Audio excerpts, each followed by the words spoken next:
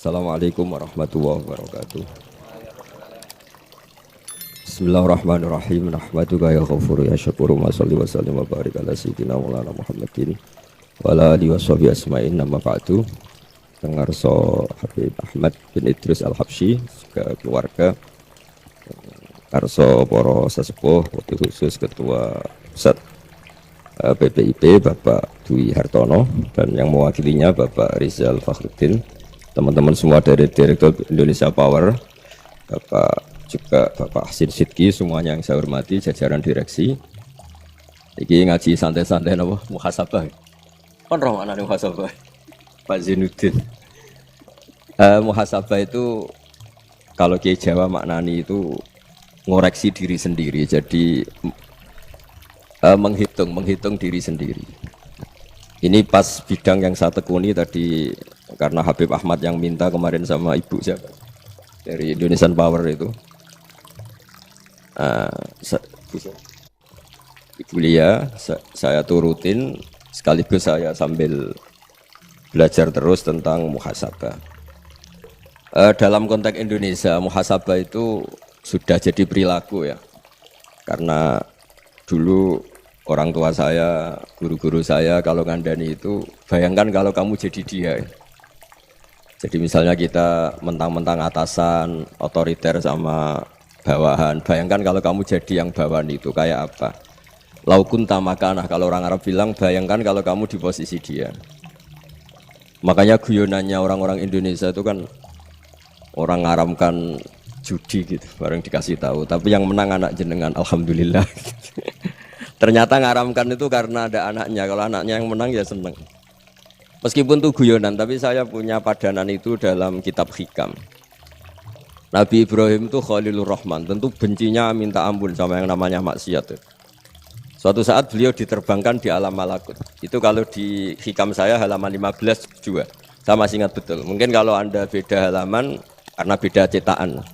Atau enggak punya kitabnya. Atau punya tapi tidak bisa baca. Nah itu jadi berbagai kemungkinan. Atau punya tidak bisa baca tapi dianggap jimat. Atau digo pencitraan. Banyak itu kaji-kaji tidak bisa baca kitab tapi di ruang tamunya kitabnya besar-besar. Pencitraan itu, tapi ya bagus lah, nggak apa-apa untuk syiar. Setelah diterbangkan di alam malakut, diperlihatkan sama Allah, ada orang pezina, ada orang syaribul khomri, ada orang mabuk, ada orang macam-macam. Allah tanya sama Nabi Ibrahim, bagaimana pendapat kamu Ibrahim tentang mereka yang maksiat? Kata Nabi Ibrahim, ya Allah habisi saja mereka, mereka hidup di bumi engkau, makan rezeki engkau, kemudian mereka tidak taat sama engkau. Singkat cerita di fase itu, saya ulang lagi di fase itu, Allah nurutin. Sampai sekian peristiwa, mungkin 3 atau 4. Dah, setelah sekian tahun Nabi Ibrahim lupa peristiwa itu, kemudian beliau diminta menyembelih anaknya. Ini versi kitab Hikam. Memang versinya banyak tentang kenapa Nabi Ibrahim disuruh menyembelih anaknya. Ketika mau menyembelih anaknya, Nabi Ibrahim ragu. Wa samratu fuadi, anak saya ini buah hati saya, kenapa engkau suruh menyembelih? Terus kata Allah, apa kamu tidak ingat ketika kamu saya angkat di alam malakut, kemudian kamu usul bunuh-bunuh, saya tidak mempertimbangkan usul Anda, tapi kenapa sekarang saya merintahkan kamu mikir? Gitu. Terus, ya karena ini anak saya ya Allah. Terus kata Allah, rumang samu wong sumpah kon mata ini gak gawean kau sing gawe kowe enak wae usul mata ini. Jadi sebenarnya saya yang bikin, kemudian Anda enak aja usul membunuh. Semenjak itu Nabi Ibrahim itu di eranya itu asfaqun nas, orang paling sayang sama manusia. Karena kadang kita keras itu ya kebetulan itu udah anak kita, ada keluarga kita. Cara orang Jawa itu kan gitu ya, kalau ada perempuan terus macak yang macam-macam pakai sepeda motor cowok terus wah itu luput suwuk, semoga-moga gini. Tapi setelah dikasih tahu, iku ponakane jenengan, semoga-moga selamat. Jadi jangan-jangan kemarin ahli ma'asi itu kebetulan itu tidak keluarga kita. Kalau keluarga kita yang pernah salah pada kita, semangat kita mintakan maaf. Jangan-jangan kita didikte hukum sosial gitu. Jadi orang yang salah kebetulan itu orang yang menservis kita, atau keluarga kita, atau orang dekat kita. Jangan-jangan semangat kita mintakan ampun. Tapi kalau sama orang lain kebetulan musuh kita semangatnya minta itu kena adab. Nah ini yang nggak boleh dalam Islam. Islam mengajarkan niru Rasulullah SAW, Nabi itu rahmatal lil alamin.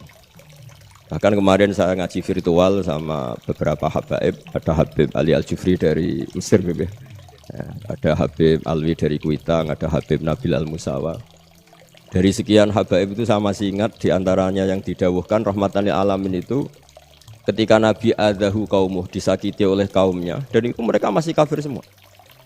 Itu mereka dapat doanya Nabi, Allahumma hdi qaumi fa innahum la ya'lamun. Kayak apa baiknya Nabi, orang yang menyakiti, yang melukai, ya, tapi Nabi masih berdoa, Allahumma hdi qaumi fa innahum la ya'lamun. Sayyidina Umar dapat doanya Nabi itu ya khina kana kafiran, ketika masih kafir didoakan. Allahumma aizzal Islam bi Umar. Itu ketika masih kafir. Itu pelajaran bagi kita bahwa yang sedang tidak cocok pun itu berdapat doa kita. Ya doa supaya kondisi kita baik, hari tambah baik. Karena agama ini saya berkali-kali bilang limangka nayarjuwa wal yaumal akhir. Agama ini diperuntukkan bagi yang selalu punya harapan pada Allah Subhanahu wa taala. Saya cerita muhasabah ini tentang hubungan kita dengan Allah. Di Indonesia itu banyak orang fasik, banyak orang nakal. Ya di mana-mana orang nakal itu ya mayoritas, wa aksaruhum fasikun. Ini berkahnya harapan. Mungkin saya kira nakal sok benda, mungkin saya kira sholat sok ben sholat, mungkin sekarang belum sakhok, belum dermawan, suatu saat dermawan.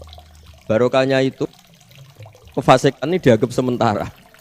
Sedang fasik, sedang tidak benar. Karena kiai-kiai kita, para guru-guru kita, para habaib utamanya itu mesti bilang semoga husnul khotimah. Nah barokahnya doa itu semoga husnul khotimah itu menjadikan satu pola sosial. Yang sedang fasik ini masih diharapkan jadi lebih baik, jadi lebih. Sehingga kita tidak ngambil sikap ekstrim yang ingin menghabisi atau ingin mengadili, tidak. Karena selalu kita punya harapan. Dan agama ini limangka nerjuwa wal yaumal akhir. Bayangkan dulu kalau yang nakal itu anak kamu. Pasti kamu nggak ingin kan langsung dapat azab, dapat apa. Padahal kita semua jadi tokoh ini abul kulli, bapak dari semuanya. Sehingga ketika Rasulullah SAW jalan-jalan kemudian melihat perempuan sedang menyalakan api. Kalau apinya mati ditiup, anaknya dijauhkan. Nanti kalau sudah jauh dari api, anaknya digendong lagi. Terus kata Rasulullah, matur ke semua sahabat, Aro'aitum anna hadih tarihatan waladaha alan nar. Apa kamu berpendapat bahwa perempuan ini akan melemparkan anaknya ke neraka? Tidak ya Rasulullah. Tidak akan seorang ibu melemparkan anaknya ke api. Terus kata Rasulullah, Allahu arhamu min hadih biwaladiha. Allah lebih rahman, lebih rahim dibanding orang tua ini kepada anaknya. Ini yang harus kita kenalkan terus, kita kampanyakan terus supaya orang hubungannya dengan Allah itu nyaman, asik. Sehingga dengan demikian selalu ada harapan bahwa yang sedang nakal ini suatu saat tobat. Kita tidak boleh menghukumi pasti begini, pasti gini, itu tidak wilayah kita. Itu juga yang dicontohkan Rasulullah SAW. Secara lahir Nabi itu nggak berkenan sama Wahsy, karena Wahsy itu salahnya salah fatal karena membunuh ahabban nasi ila Rasulillah, yaitu membunuh Said Hamzah. Jadi ketika Wahsy tobat, Nabi itu nerima tobatnya. Dan ketika beliau dengan basariyahnya agak siap ketemu Wahsy karena harus ingat Sayyid Hamzah, basariyahnya diturutin. Oke kamu iman, saya turutin, tapi jangan sering ketemu saya. Karena kalau ketemu kamu, saya masih ingat sama paman saya, Sayyid Hamzah. Kita bisa ngelola seperti itu. Kita tidak cocok sama orang, bagaimanapun mereka umat Rasulullah SAW, kita tetap mencintai mereka. Misalnya kalau beda agama, mereka sama-sama orang Indonesia, kita mencintai mereka atas nama warga Indonesia. Tapi kalau misalnya potongannya ora cocok, beda kultur, bawaannya itu mangkel no coro Jawa, ya bisa diilmoni, jangan ketemu. Wong sudah tidak cocok, ingin ketemu nyari solusi, roh ini tok seneng itu kan ya repot itu. Ya sudah kalau nggak mati cocok ya jangan sering ketemu. Dan itu kita bisa memanage seperti itu tuh bisa. Saya berkali-kali cerita tentang Imam Syafi'i. Kalau dikasih tahu ya Imam Aba Abdillah, panggilannya Imam Syafi'i, tetangga Anda ini ternyata banyak yang nggak senang Anda. Jawabnya beliau senang. Ya bagus kalau nggak senang saya, ndak utang saya katanya. Jadi gara-gara sampean seneng aku ngatur aku ini kan. Dan mungkin sampean rasa seneng kan ya enak. Jadi hidup itu dianggap happy. Kalau seneng ya teman silaturahim, kalau nggak seneng ya nggak bakal utang gitu. Baru kayak rasa seneng itu nggak ganggu. Gitu. Jadi dulu itu orang bisa ngelola seneng ndak seneng itu bisa. Karena ada kearifan hubungan dengan Allah Subhanahu wa ta'ala. Hidupnya selesai karena masyghul bi dzikrillah, mereka sibuk dengan Allah.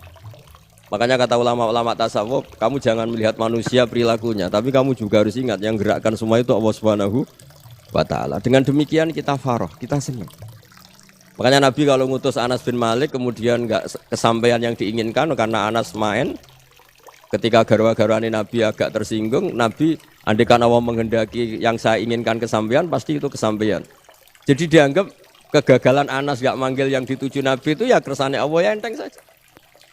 Sayyidina Ali lebih parah lagi yang dialamin. Itu dalam beliau kalau dipanggil tuh enggak cepat-cepat ke sana. Ketika ditanya, "Kenapa kamu tak panggil enggak cepat ke saya?" "Amin tu ukubatak." Karena aku tahu engkau orang baik. Orang baik itu pemaaf. Jadi makanya orang-orang soleh dulu itu bodoni itu. Makanya sekarang kalau ada orang bodoni itu mesti bidik orang soleh. Kalau orang-orang soleh itu kakean husnudzon lagi sering dibodonin. Abdullah bin Umar itu masyhur itu. Kalau ada budaknya sering sholat, sergap sholat itu dimerdekakan. Akhirnya enggak sholat pun pura-pura sholat. Akhirnya juga dimerdekakan. Ketika ditanya, kenapa engkau merdekakan? Padahal mereka sholatnya menipu engkau, kata pembisik-pembisik itu. Man khoda'ana lillah in khoda'na lah. Dia nipu atas nama Allah, berarti saat tertipu juga atas nama Allah. Enggak masalah dong, semuanya demi Allah Subhanahu wa ta'ala. Jadi ketika kita mensifati Allah Ta'ala itu ghafir, Allah pemaaf. Jangan kamu enggak fair untuk diri kamu nyifati Allah ghafir, pada orang lain Allah kamu sifati syadidul iqab. Jadi Allah kamu atur, kayak MC tadi ngatur saya. Jadi Allah itu apa? Kalau pada saya ghafir, kalau pada musuh saya syadidul iqab. Itu enggak fair. Kalau Anda punya harapan kepada Allah karena Allah Rahman Rahim, Allah ghafir, sebenarnya Allah pada musuh kita ya bisa saja Allah ghafir, bisa saja Allah Rahman Rahim. Sehingga kita melihat orang lain yang kita tidak cocok itu ya enteng saja. Itu min ummati Rasulillah sing tanaluhu syafa'atuh, tanaluhu sa'atu rahmati, tanaluhu fair. Jangan dengan kita kayak mesti dapat rahmat, jangan orang lain kayak Allah pasti syadidul iqab. Itu tidak boleh. Sehingga ketika ada orang Badui, singkat cerita orang Badui ini kencing di masjid, semua sahabat membentak dia. Yang enggak bentak hanya Nabi tok. Saking mangkelnya orang ini karena semua sahabat bentak kecuali Nabi. Setelah dibenarin Nabi, terus Nabi nyuruh sobu ali dhanuban min ma'in. Setelah disucikan masjid itu, dia berdoa keras sekali. Allahumma arhamni wa Muhammadan wa la tarham ma'ana ahadan. Ya Allah, yang berhak dapat rahmatmu hanya saya dan Nabi Muhammad, yang lainnya jangan. Karena yang lainnya tuh jengkelin, gitu aja saya salah dimarah-marahin. Jadi kalau kamu doa terbatas ya kayak orang Bedui ini, kayak orang Arabi. Apa kata Nabi? Laqad tahajjarta wasi'an. Allah yang rahmatnya luas menjadi kamu sempitkan. Karena kamu mau atur Allah hanya rahman pada Indonesian Power, pada NU, pada kita, yang orang lain nggak perlu dapat. Itu kan kasihan Islam, karena Islam terus nggak dimiliki semua orang. Allah nggak dimiliki semua orang, Rasulullah nggak dimiliki semua orang karena dipek NU, dipek ormas tertentu, dipek nggak boleh seperti itu. Nggak boleh takhasyar tawasian kata Nabi, nggak boleh mempersempit zat yang rahmatnya itu luas. Ini semoga etika ini kita pakai di Indonesia. Yang sedang fase kita harapkan lebih baik. Yang sedang nggak dapat hidayah kita doakan dapat apa? Hidayah. Masyhur kan, makanya tadi saya mohon sama Habib Ali supaya Habib Ahmad supaya tetap mahalul qiyam, tabaruk sama Habib Ali. Di antara doa-doa di Simtuduror masyhur itu antuqabilal mudhniba minnah bil ghufran wal musi'ah bil ihsan. Jadi harapannya para habaib, para orang-orang baik dulu ya, semoga yang dosa itu dimaafkan, yang sedang salah dibuka, bikin lebih baik. Nabi itu tugasnya juga gitu. Wastaghfir li dzambika walil mu'minina wal mu'minat. Nabi itu tugasnya juga memintakan ampun yang sedang salah. Nah, ini cobalah jadi etika kita, muhasabah kita. Jadi muhasabah itu cara berpikir kita set, kita pikir ulang. Ternyata semangatnya seorang nabi itu wastaghfir li dzambika walil mu'minun. Semangatnya itu memintakan ampun. Orang ahli tafsir tahu semua kalau nabi itu tidak mungkin dosa. Jadi itu khitabun nabi wa urida bihi ummatu, itu khitab nabi tapi yang dimaksud itu umatnya, karena nabi tidak akan mengalami dzambun, tidak akan mengalami dosa. Sekarang enggak, kadang-kadang kita ini kalau orang lain salah itu semangat. Kalau di perusahaan ada teman salah, apalagi pimpinan salah itu seneng, barokahnya salah bisa ganti kan gitu. Jadi kalau mungkin di dunia tokoh juga gitu, barokahnya ada tokoh salah, kita yang jadi populer sendiri, tidak boleh seperti itu. Kita harus salimus sodri di jami'il muslimin. Jadi ini harus dilatih. Saya tadi matur sama Habib Ahmad, latihan kita jadi hidup. Nabi itu kalau resep jadi wali itu kata Nabi gampang. Kata Nabi, kalau kamu ingin disenangin Allah, ya sudah. Kalau kamu asbahta wa amseta gini-gini, perasaan kamu kata Nabi jangan punya perasaan ghil sama orang muslimin. Itu sudah wadzalika min sunnati. Makanya Nabi ngendikan la yablughni ahadun an ahadin sayan. Ada yang baca la yuballighni ahadun an ahadin sayan. Seseorang jangan melaporkan ke saya tentang salahnya yang lain. Fa inni akhruju ilaikum wa ana salimus sadri, karena saya ingin ketemu sampean semua dalam keadaan salimus sadri, tidak punya perasaan apa-apa. Karena kalau nurutin pembisik, nurutin informasi itu ya repot, karena orang pasti sepihak. Ada kiai yang top datang ke kampung-kampung ning desa-desa. Kata yang seneng itu punya akhlak. Oh itu bagus orang besar datang ke kampung-kampung. Kata yang enggak seneng, oh itu jobnya kiai kecil kok diambil, itu kan ya kasihan itu kan sudut pandang. Makanya saya sering bilang akal kita ini cukup untuk mentasdik Rasulullah Shallallahu Alaihi Wasallam. Meskipun perasaan kita kadang orang Jawa itu beda. Saya berkali-kali bilang sama peneliti dari Jogja, kenapa sih Gus para nabi itu kok poligami istrinya banyak? Nabi Dawud katanya itu berapa? Itu Nabi Sulaiman malah jumlahnya agak terbatas itu. Nabi Muhammad itu paling sedikit. Saya tanya gini, perempuan itu orang lemah, jadi kalau nolong orang satu gimana baik, kalau nolong orang dua ya lebih baik, ya sudah kira-kira seperti itu. Paling tidak akal kita masih tahu kalau orang baik itu kan mesti baik, nolong orang satu baik, nolong orang dua ya lebih baik, nolong orang tiga lebih baik. Tapi kalau kamu orang nggak baik, satu saja kamu terlantarin, kamu miskinkan, kamu ya tinggal diukur kan. Kalau orang baik nambah baik, tapi kalau orang buruk tambah buruk.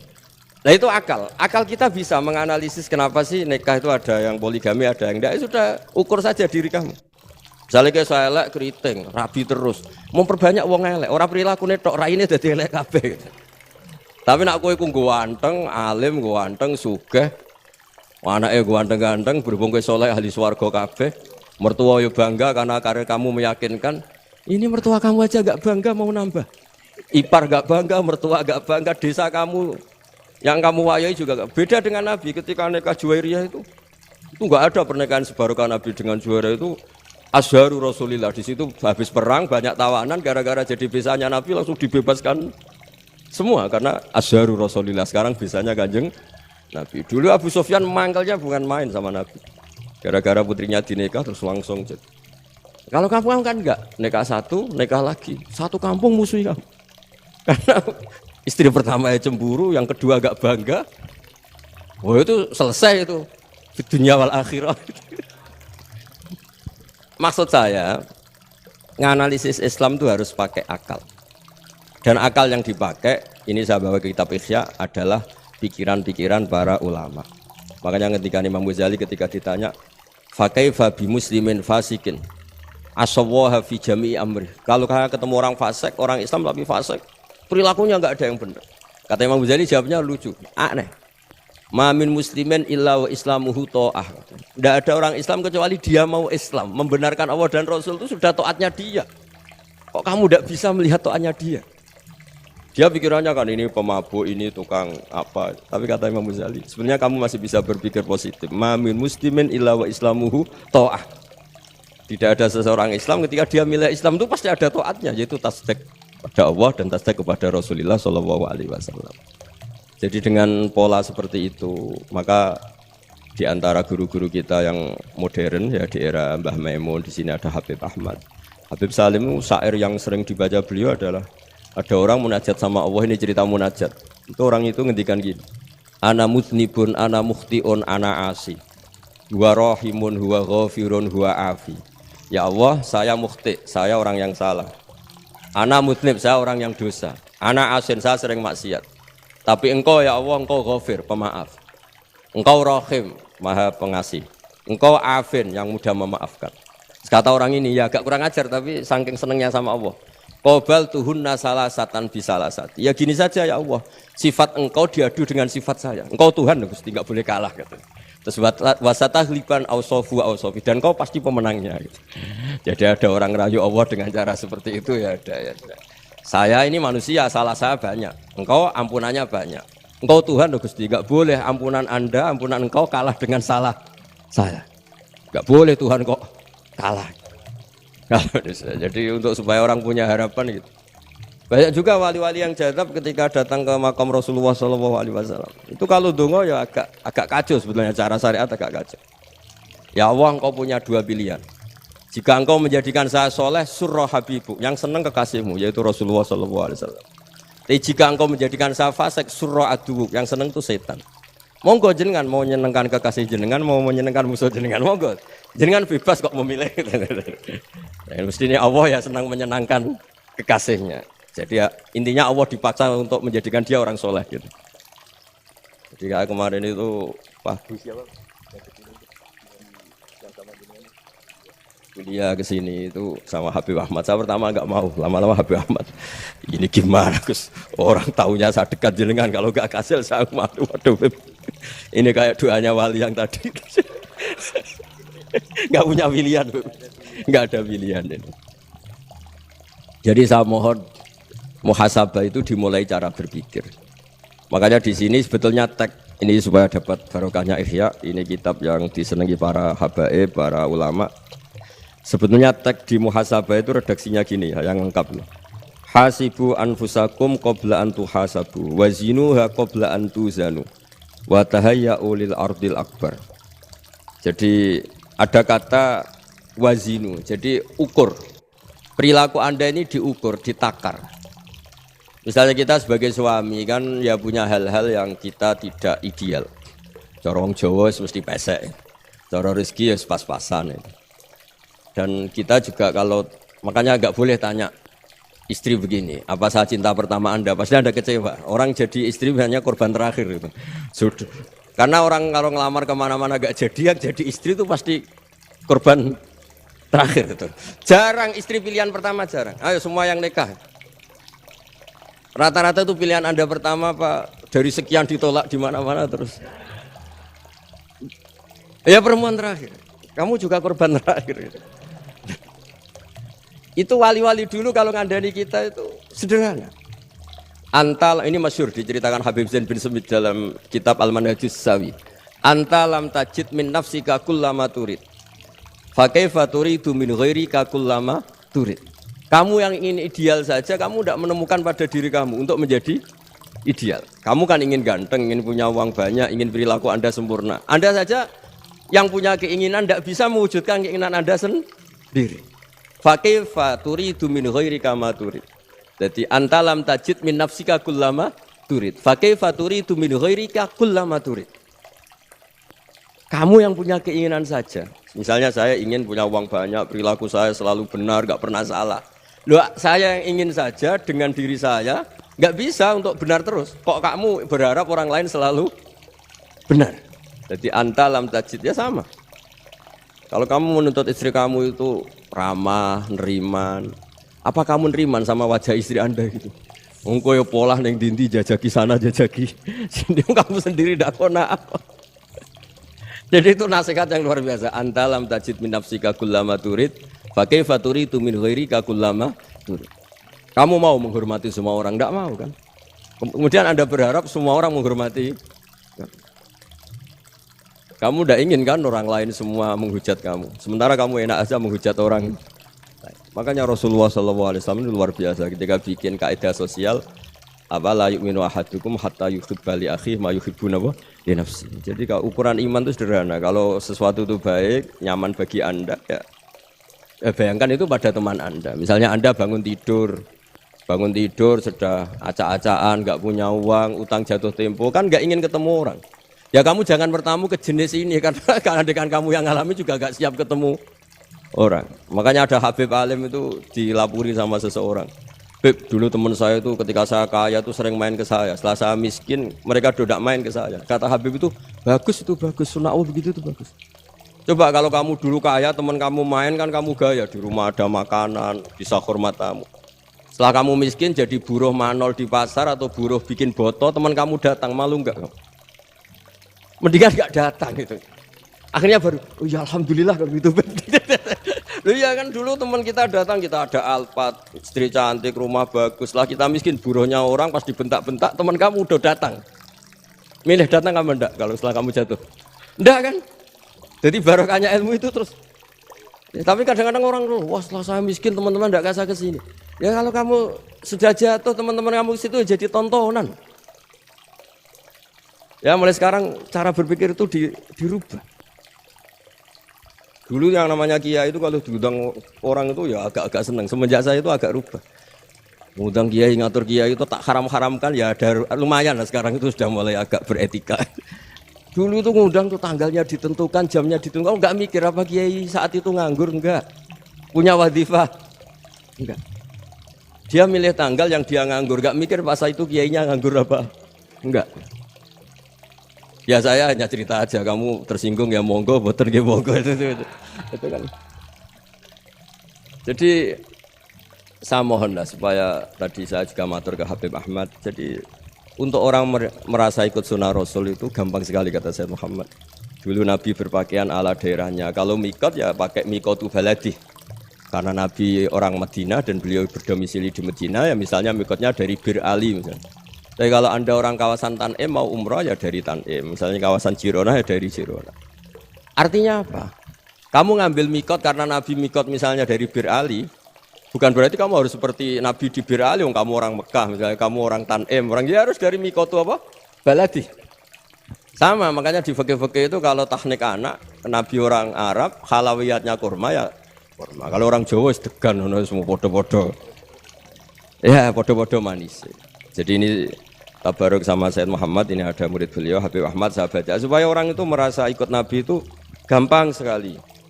Ini saya baca ya di halaman tadi disaksikan Habib Ahmad 433 di kitab apa ini? Manhajus Salaf fi Fahmin Nusus. Itu kata Sayyid Muhammad wa kanat sunnatu Rasulillah annahu yat'amu ma yajiduhu fi ardi wa yalbasu ma yajidu wa yarkabu ma yajidu mimma abahu wa ta'ala.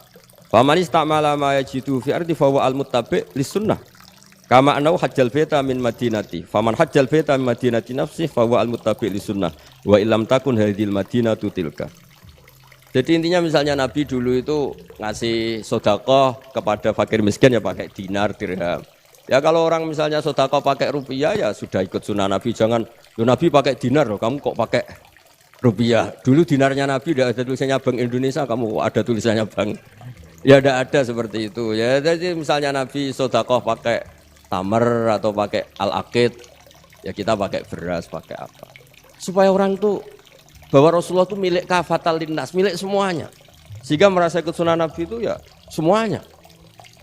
Makanya dulu Mbah Mun kalau motivasi saya supaya bombong, kalau orang Jawa bilang bombong. Wong Jawa mesti ono wong alim. Beliau menyontohkan pas itu Mbah Fadol, Senori, Mbah Ihsan Jambes. Itu bisa ngarang-ngarang kitab luar biasa. Padahal beliau bukan orang Arab. Imam Sibawai itu orang Persia. Imam Ghazali orang Tos itu juga ikut Persia. Kata Imam Mun, wong sing ora Arab lah mesti untuk jatah alim kata beliau. Karena Nabi itu diutus kafatal linnas. Nah ini kalau orang yang alim itu Arab tok berarti tidak ada perwakilan dari Afrika, dari Asia Tenggara, dari mana-mana. Makanya karena Nabi statusnya itu kafatal linnas. Jadi kita harus bangga sebagai Muslim, sebagai orang Indonesia karena misalnya Wali Kutub dulu terkenalnya hanya ada di Yaman, di mana. Ternyata pernah ada juga di Indonesia dan seperti Habib Abu Bakar Segaf Gresik. Jadi ya artinya kan tetap orang Indonesia meskipun beliau dzurriyyah Rasul kan ya sudah orang apa? Orang Indonesia. Dzurriyyahnya Habib Ali Simtuduror sekarang di Solo. Jadi Indonesia juga dapat alawin banyak dari Sadatin al-Alawin juga banyak. Jadi saya mohon barokahnya ngaji seperti ini melihat orang lain tuh gampang. Bayangkan tuh kalau anak kamu. Makanya Nabi nanti kalau nggak percaya lihat di Hikam nomor 15 di kitab saya. Di situ dijelaskan oleh Hikam. Jangan-jangan semangat Anda pada orang yang maksiat, pada orang yang keliru supaya dihukum itu karena kebetulan itu udah anak Anda, itu udah keluarga. Coba kalau itu keluarga. Makanya kalau saya guyonan di Jogja itu ada pembantu mecahkan piring terus dimarahi majikannya. Saya mesti guyon gitu. Pasti itu pembantunya tidak cantik. Kok bisa Gus? Andai kan cantik dan kamu senang mecahno piring satu, piring 1000 ora iso ngamuk. Ternyata ngamuknya itu karena mecahkan piring apa karena plus tidak cantik? Coba jawab para lelaki ini. Kamu marah sama orang maksiat tuh karena maksiat karena plus itu udah anak Anda. Bayangkan kalau itu anak. Itu hebatnya Rasulullah SAW. Karena kita yang salah pun kadung umatnya, Nabi tetap ngasih fasilitas syafaati li ahlil kabair min ummati. Kayak apa baiknya Nabi? Tidak ikut maksiat tapi ikut fasilitasi ngasih syafaat. Loh kalau li ahlil ibadah kan wajar. Nabi ketika ini syafaati li ahlil kabair. Ya karena tadi logika yang dibangun Rasulullah itu logika yang luar biasa. Kita semangat orang lain kena hukuman itu karena kita tidak punya ra'fah, tidak punya rahmah. Coba kalau Rasulullah yang bil mukminina raufur rahim, semangatnya itu mendoakan supaya tobat, mendoakan diampuni. Dan itu juga yang diperintahkan oleh Allah Subhanahu wa taala, wastaghfir li dzambika walil mu'minina wal mu'min. Ya semoga barokahnya ngaji ini, barokahnya Habib Ahmad, barokahnya Maulid Simtud Duror, barokahnya semua kitab madaih, tiba berjanji semuanya, barokahnya Ikhya, barokahnya Said Muhammad, barokahnya guru kita semua, Mbah Maimun, bapak saya. Kita ini ngikuti manhaj, ya, ngikuti apa? Manhaj. Saya sering didhawuhi Mbah Mun, kenapa ihdinas siratal mustaqim bukan siratoka? Bukan jalan engkau ya Allah. Karena Allah itu enggak bisa kamu tiru. Allah itu tidak tidur, tidak makan, tidak kesel, tidak capek. Yang bisa ditiru itu siratal ladzina an'amta alaihim. Yang bisa ditiru manusia ya niru manusia. Karena Allah itu tidak bisa ditiru, makanya ihdinas siratal mustaqim siratal ladzina. Dan niru siapa? Niru guru-guru kita. Termasuk niru cara pandang. Jadi misalnya ada orang awam di rumah itu hanya delok reng, delok tikus liwat, itu kan kayak nganggur. Ora tahajud malah mendelok reng. Melihatnya jangan gitu. Dua tarokal ma'asiyah. Dia di rumahnya tidak dugem, tidak kemana-mana. Dia berarti malam itu tarkul ma'asi. Tidak nyopet, tidak garong, tidak ke tempat maksiat. Susahnya apa sih husnudzon? Jadi jangan lihat dua tarkut tahajud, dua tarokat tahajud, wa taroka qiyamal lail. Oke ya, namanya orang begitu ya tidak tahajud, tidak qiyamul lail. Tapi susahnya apa sih kamu bilang dua tarokal ma'asiyah? Dia juga meninggalkan maksiat. Dan tarkul maksiat itu ibadah. Supaya orang tuh gampang lah husnudzon sama orang muslim. Ini orang mukmin, orang yang luar biasa. Di mata Allah itu orang yang luar biasa. Kayak tadi Imam Ghazali, kalau saya ketemu orang muslim kemudian dia tidak pernah baik, gimana? Kata Imam Ghazali, ma min muslimin illa wa islamuhu ta'ah. Tidak ada orang Islam ketika dia mentasdihkan Allah dan Rasulullah, berarti dia juga punya taat. Ya ini latihan saja, sing iso nglakoni Habib Ahmad kula namung cerita mawon. Kula cerita secara akademik, saya punya kitab, saya baca, dan alhamdulillah kita paham barokahnya para guru, dan supaya terbiasa lah. Sebaik-baiknya ibadah husnudzon billah wa husnudzon bil mu'min. Soal tidak cocok ya diilmoni tadi ya, namanya enggak cocok ya jangan sering ketemu.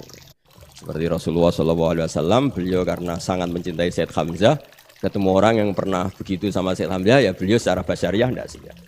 Tapi beliau secara cara bahasa sekarang secara profesional kalau beliau seorang nabi dan harus menerima tobatnya siapapun ya diterima.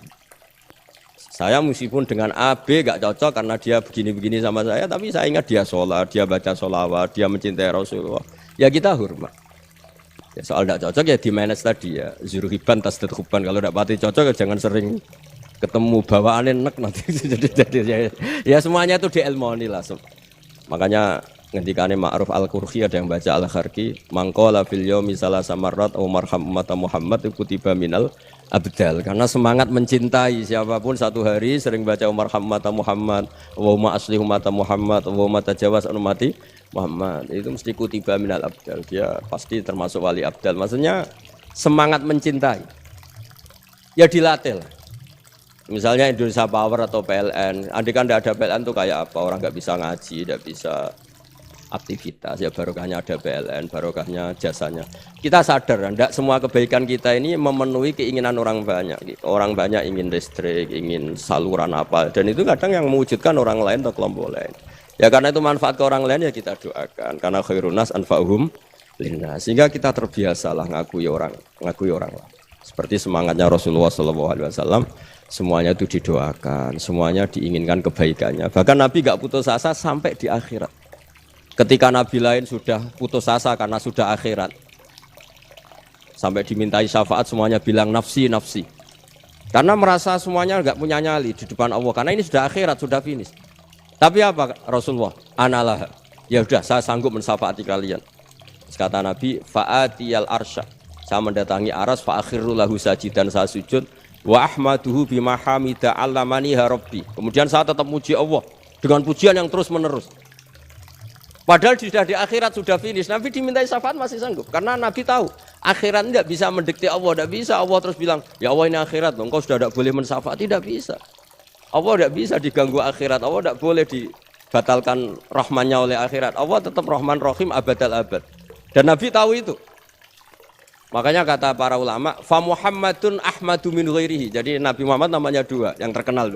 Sebenarnya banyak yang terkenal dua, Muhammad sama Ahmad. Ketika Nabi punya nyali memuji Allah di akhirat atau sudah di akhirat, itu fa Muhammadun Ahmadu min ghairihi. Ketika Nabi lain sudah tidak punya nyali muji Allah karena sudah akhirat, Nabi Muhammad tetap berani muji Allah di saat seperti itu. Makanya Ahmadu di situ kata ulama itu af'al tafdil, fa Muhammadun Ahmadu min ghairihi.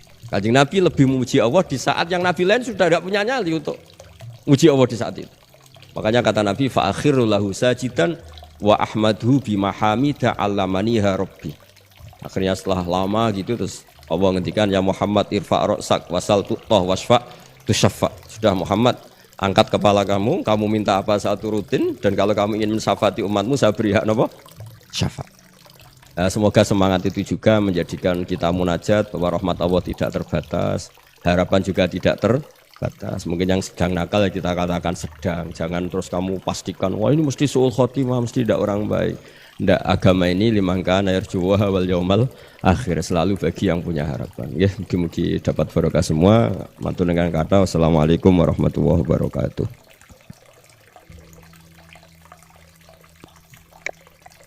Itulah barusan pemaparan daripada narasumber kita terkait ngaji bareng dengan Gus Baha dalam rangka muhasabah diri dengan bermunajat. Semoga dengan pemaparan yang disampaikan oleh narasumber kita bisa mengambil hikmah sehingga kita bisa menjadi hamba Allah Subhanahu wa taala yang beruntung, yaitu hamba Allah yang beruntung adalah hamba Allah yang hari ini, minggu ini, bulan ini, atau tahun ini adalah lebih baik daripada tahun kemarin. Bukan menjadi hamba Allah Subhanahu wa taala yang merugi, yaitu di mana hari ini, minggu ini, bulan ini, dan tahun ini sama dengan tahun kemarin. Lebih-lebih jangan sampai kita menjadi hamba Allah Subhanahu wa taala yang celaka. Artinya hari ini, minggu ini, bulan ini, dan tahun ini lebih buruk daripada tahun kemarin.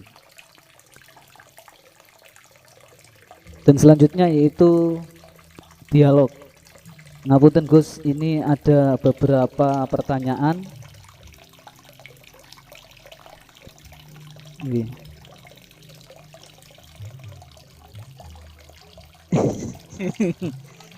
Ini saya hanya membacakan mawon Gus. Ada beberapa pertanyaan yang masuk.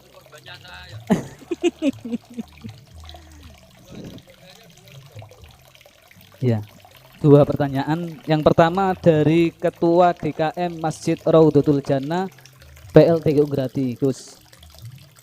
Yang pertama yaitu Allah Subhanahu wa taala berfirman di dalam surat Kahfi ayat 110, Qul innama ana basyarum mislukum yuha ilayya annama ilahukum ilahu wahid faman kana yarju liqa'a rabbi falyamal amalan shalihan wa la yusyrik bi ibadati rabbih ahada.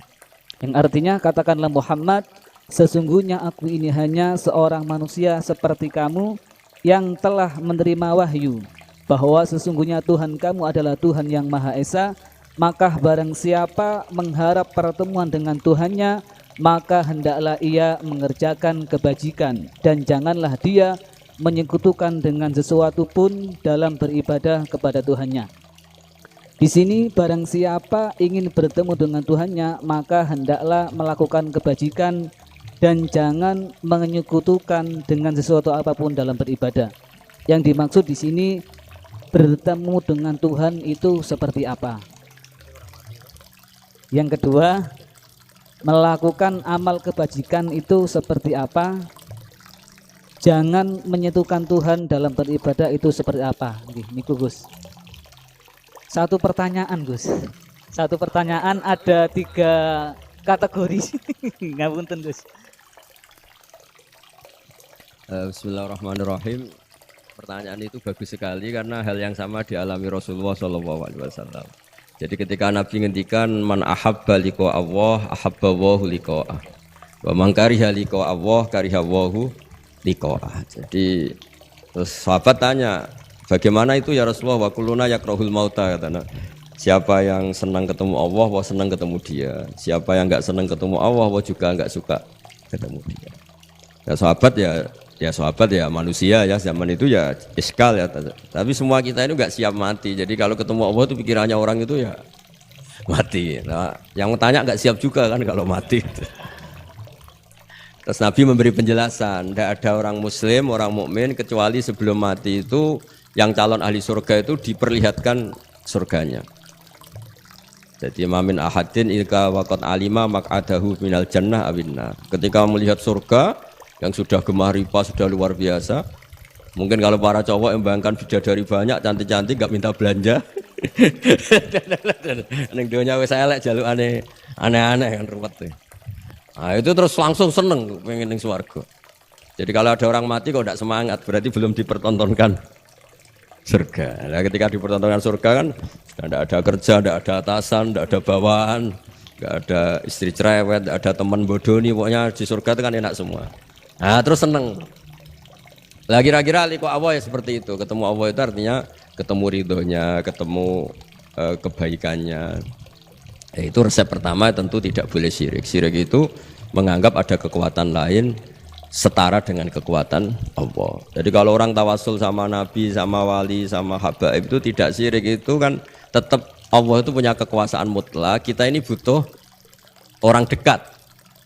Bukan mensetarakan orang dekat ini sama Allah Subhanahu wa ta'ala, itu jelas tidak. Ada orang Islam yang punya perasaan ada kekuatan lain setara dengan kekuatannya Allah Subhanahu wa ta'ala. Makanya Nabi sudah menjamin, saya tidak pernah takut kalian melakukan syirik, karena siapapun yang punya iman pasti tidak akan mensetarakan yang lainnya sama dengan Allah Subhanahu wa ta'ala. Jadi makanya keyakinan ahli sunnah, keyakinan guru-guru kita, wasilah itu tidak termasuk apa? Syirik. Karena ya di hatinya sama sekali gak ada hukum penyetaraan. Maknanya syirik, tasyrik itu kan menyetarakan. Jadi itu penting dicatat ya supaya kita clear, tidak ada perasaan seperti itu. Nah caranya ada syirik gimana ya tadi? Dielmoni lah, dielmoni. Misalnya kamu senang seseorang di kuburan ya sendiri, ketemu hisab ya sendiri, apa-apa sendiri. Misalnya kita dicintai banyak orang, ketika di kuburan ya dibiarkan sendiri. Misalnya munamuni seneng Gus Pak, misalnya aku mati baru ditinggal. Nah ya kan sama aja, baru dipendem gitu. Makanya guyonannya sahabat itu guyon tapi masuk akal itu. Ketika Rasulullah wafat itu semua sahabat dilupakan kali itu Rasulullah, sehingga berani mengubur. Lupa semua. Setelah datang, pulang semua ketemu Sayyidah Fatimah. Ya Anas, kamu tadi ikut cara basa Jawa mengubur Nabi. Wah terus diingatkan sama Fatimah, kamu teganya, kamu semua mengklaim mencintai Nabi, kenapa taksu alaihi turab? Kenapa kamu menguburkan dengan tanah? Itu semua sahabat nangis semua. Cek teganya kita mencintai kemudian kita yang mengubur. Tapi sama Allah sama itu dilupakan semua. Kalau nggak dilupakan nggak ada yang berani ngubur. Ya jadi saya ulang lagi ya, jadi mencintai Allah itu gampang kok, karena Allah baik, reputasinya baik. Makanya masyhur kan Nabi Dawud didawi Allah, Habibni ila ibadi. Itu dicerita di kitab Ihya, di kitab Syauqin. Saya cintakan ke hamba-hambaku. Wa kaifa uhabbibuka ila ibadik.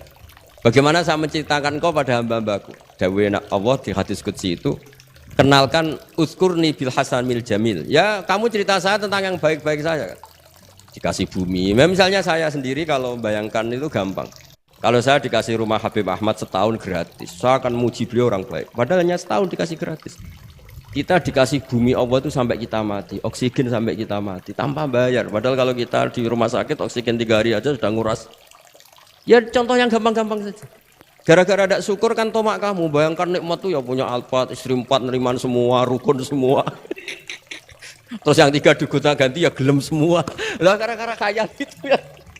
Yang masalah. Padahal kalau kita dikasih rumah orang, Alphard orang gratis itu senengnya. Lah Allah ngasih apa coba?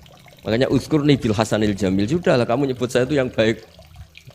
Fa innahum la yadhkuruni ilal jamil, kata Allah di hadis qudsi itu. Mereka ingat saya itu juga yang baik. Baik. Dan makanya ini kan latihan, walakin Allah habbaba ilaikumul iman wa zayyanahu fi qulubikum. Makanya saya dakwah itu ya yang gampang-gampang saja. Ya semuanya Islam itu swarga. Ya memang dawuh Nabi gitu, mangqala lil wa dakhalal jannah. Lah kita gara-gara khawatir dasar hati cilik, mangqala la ilaha illallah gak dakhalal jannah sik. Nak taate ngene matine ngene panjang sekali catatannya. Setahu saya ngapalkan hadis itu tidak ada catatannya. Mangqala la ilaha illallah dakhalal. Tahu-tahu kok sekarang banyak apa? Catatannya banyak. Ya coba artinya gini lah, kalau kamu hati cilik ya hati cilik ngarang kitab gak apa-apa, bisartika dawakata, tapi tetap saja itu gak dawe Kanjeng. Ya monggo nak ikhtiyat ya monggo, tapi ya jangan terus saking ikhtiarnya terus dawe Nabi semua dikasih catatan. Kan kasihan Kanjeng Nabi dawe mangqala wa taqallal jannah. Ada resmi catatan ya hanya mukhlison biha qalbuh, itu resmi itu. Tapi mukhlison biha qalbuh, ikhlas yang dimaksud itu kata Ibnu Hajar Al-Asqalani itu la khaufan minas silah. Dulu orang munafik lafadzkan la ilaha illallah itu karena takut gak dianggap Islam. Zaman itu istilahnya khaufan minas silah. Tapi kalau orang Indonesia karena ada ancaman bagi yang tidak Islam, ya hampir pasti ikhlas karena gak ada takut apa coba gitu. Jadi lebih gampang gitu. Ya jadi maksudnya liqa Allah begitu. Ya pasti ikhlas. Terus yang kedua apa tadi? Udah toh?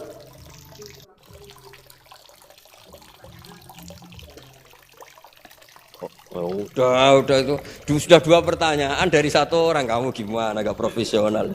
Nah, nanti kalau 1 orang tanya 1000, yang 1.000 berarti 2000. Saya tadi kan bilang 2 pertanyaan, bukan 2 penanya. Kamu gak pernah ngaji mantek kan? Kalau saya bilang 2 orang itu bisa 2000 pertanyaan. Saya kan bilang 2 pertanyaan, berarti ya. Semuanya juga gitu, kemarin OJK semuanya 2, kalau semua orang minta, wah ya ribet. Dah nanti lainnya jawab kamu kan jadikan ustadz di Indonesian Power. Ya ustadz, masa jadi ustadz gajinya mau, pertanyaannya nggak mau, gimana? Nanti lainnya jawab sendiri. Bib niki saking panitia Bib. Anu Gus, ngapunten. Tentu, saking panitia pertanyaan itu.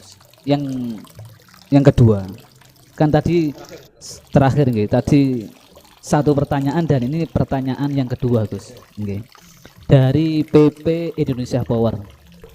PP niki ngapunten Gus sanes pondok pesantren. Nggih. PP niki Persatuan Pegawai Gus. Nggih. Ngapunten. Sanes pulang pergi.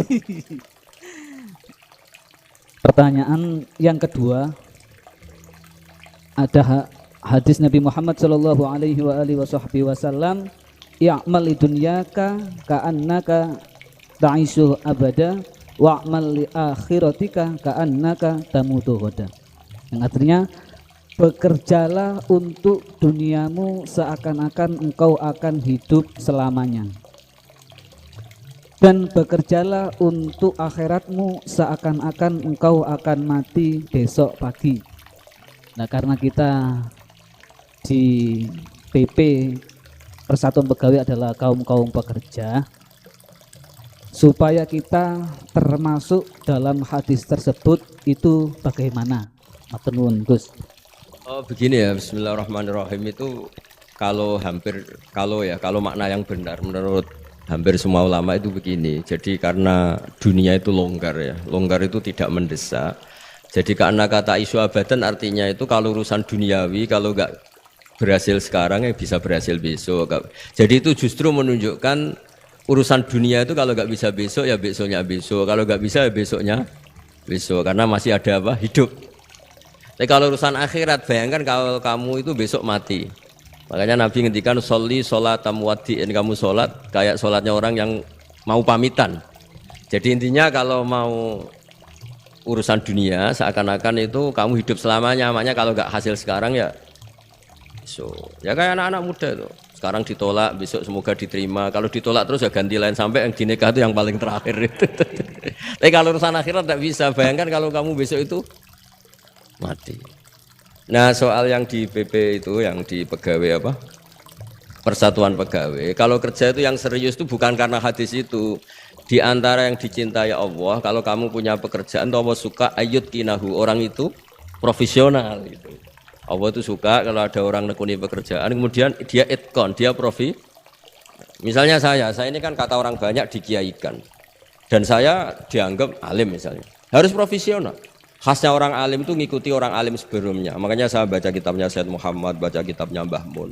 Khasnya orang ahli sunnah itu mencintai habaib, mencintai ulama, mencintai fuqara masakin. Sebisa kita lakukan. Itu namanya profesional. Jangan dikatakan orang alim kemudian dia ngomong pendapatnya sendiri.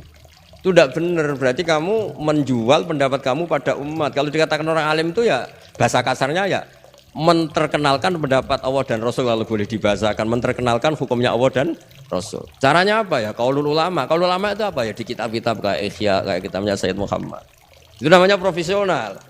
Makanya saya ngaji di mana-mana pakai kitab. Orang percaya kita karena dianggap orang alim. Orang alim hanya orang tahu pendapatnya ulama-ulama dulu. Lah kalau kamu ngomong pendapat kamu sendiri, namanya kamu tidak menterkenalkan ulama-ulama dulu, menterkenalkan pendapat Anda. Nah itu namanya profesional, ada itkon. Itu Allah suka kalau kamu menekuni misalnya Indonesian Power, misalnya bagian PL itu, ya nekuni tenaga uap mana yang positif untuk negara ini, yang jangka panjang, yang terbarukan teknologi apa, yang teknologi fosil misalnya mulai harus dihentikan karena agak, ya monggo itu pokoknya apa saja yang menjadikan baik lihadil ummah itu baik, itkon. Wah, Allah itu suka kalau ada hambanya menekuni satu pekerjaan terus kemudian diperbaiki terus. Ya seperti saya sudah kecelok kiai masih belajar terus supaya umat ini dapat ilmunya ulama-ulama dulu. Jangan mentang-mentang wong desa ya bodoni yo ngantil. Mulai kulon mulai cilik nganti lahir nganti tua. Niku anggere ana wong sunat diceritani Nabi Ibrahim sunat umur 80 tahun nganggo kapak. Anggere ana wong mati ayate kullu nafsin dha'iqatul. Wah, anggere wong kawin wa min ayati itu enggak ada perkembangan. Saya itu kadang ya Allah, pepe wong desa jadi enggak dinaikkan ilmunya. Karena kiainya mesti gitu, wis kandhani ngene wis ngantil. Enggak ada perkembangan. Nah itu menurut saya Bu ya kasihan lah umat ini, umatnya Nabi itu diajak irtiqo lah, diajak naik lah. Makanya saya di mana-mana itu ngaji bawa kitab. Nah itu namanya itqanul amal. Mereka percaya saya karena saya dianggap tahu pendapat ulama dulu ya kitab itu saya baca, tak terkenalkan. Ya barokahnya tadi. Jika kita tahu cara pandang ulama dulu ternyata enak betul melihat umat. Habib saya ini setelah miskin teman-teman saya tidak kesini, padahal zaman kaya teman-teman kesini. Dia itu komplain, tapi setelah dijelaskan Habib tadi malah bagus dong. Setelah kamu miskin buruh orang terus teman-teman kamu datang, betapa malunya kamu dulu majikan sekarang jadi buruhnya orang. Alhamdulillah kalau gitu. Kan terus gampang jadi enak kabeh gitu. Lu coba kamu dulu kaya semua orang hormat, bareng miskin jadi kerja manual di pasar, terus teman-teman kamu tetap datang. Milih datang apa enggak? Ya, jadi ngeluh seperti itu dihentikan mulai sekarang juga. Ternyata masalah ada. Nah itu barokahnya ngaji, kalau tidak ngaji kamu. Ya seperti Imam Syafi'i itu. Man ahsana ilaika faqad qayyadaka, man asa ilaika faqad atlaqaka. Kalau ada orang berburuk sangka sama kamu, jelek sama kamu itu bagus, merdekakan kamu. Kamu gak akan dipinjemin mobil, gak akan diutangi, gak akan diundang. Wah enak lah, wah dibikin enak aja, sudah barokah.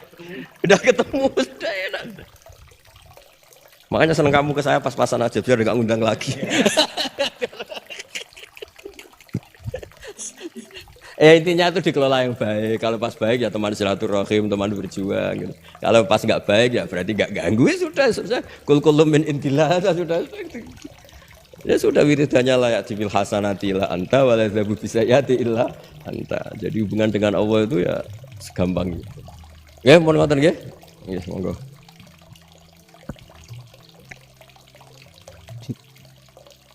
Semoga apa yang beliau sampaikan dapat kita amalkan. Dan semoga beliau guru kita Gus Baha diberikan kesehatan. Agar beliau dapat membimbing kita semua. Amin.